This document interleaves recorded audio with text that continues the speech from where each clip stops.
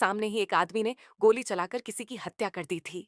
यह सब इतनी तेजी से हुआ कि कोई सामान्य इंसान घबरा जाता, लेकिन मैरी घबराई नहीं। उसके हाथ स्थिर रहे और उसने हिम्मत से हत्यारे की तस्वीर भी खींच ली। तस्वीर में हत्यारे का चेहरा साफ दिखाई दे रहा था। वह दौड़ती दौड़ती एक अजनबी घर तक पहुंची। जैक समझ गया कि मामला गंभीर है और कोई लड़की को मारना चाहता है।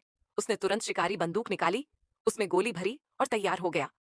उसके पेट में पहले से चोट लगी थी, लेकिन फिर भी उसकी चाल में खतरनाक आत्मविश्वास था। जैक ने अपनी बंदूक तान रखी थी।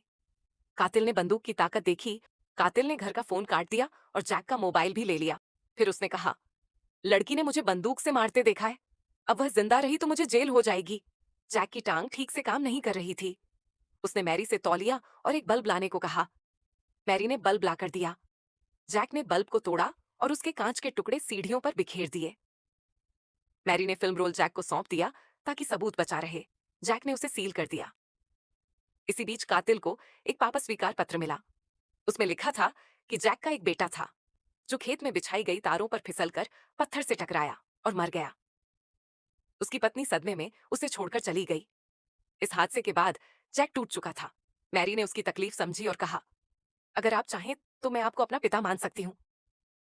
यह सुनकर जैक की आंखें भर आईं। उसने कातिल का सामना करने का पक्का निश्चय किया। अचानक ऊपर की लाइट झिलमिलाई।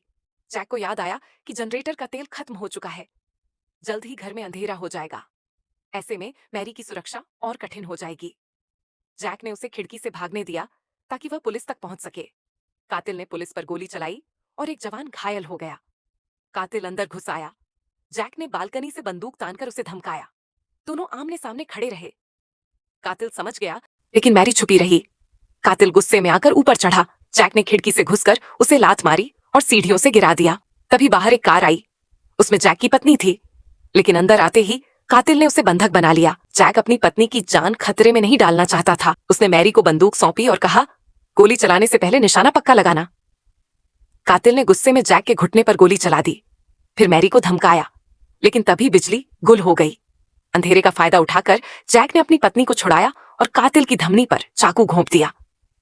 मैरी ने बंदूक उठाई और हत्यारे पर तान दी, लेकिन बंदूक खाली थी। हत्यारा भी यह देखकर डर गया। अब उसकी ताकत खत्म हो चुकी थी। कुछ ही देर में उसका खून बहकर मौत हो गई। जैक घायल था, लेकिन जिंदा था। पुलिस भी मदद के लिए पहुंच गई।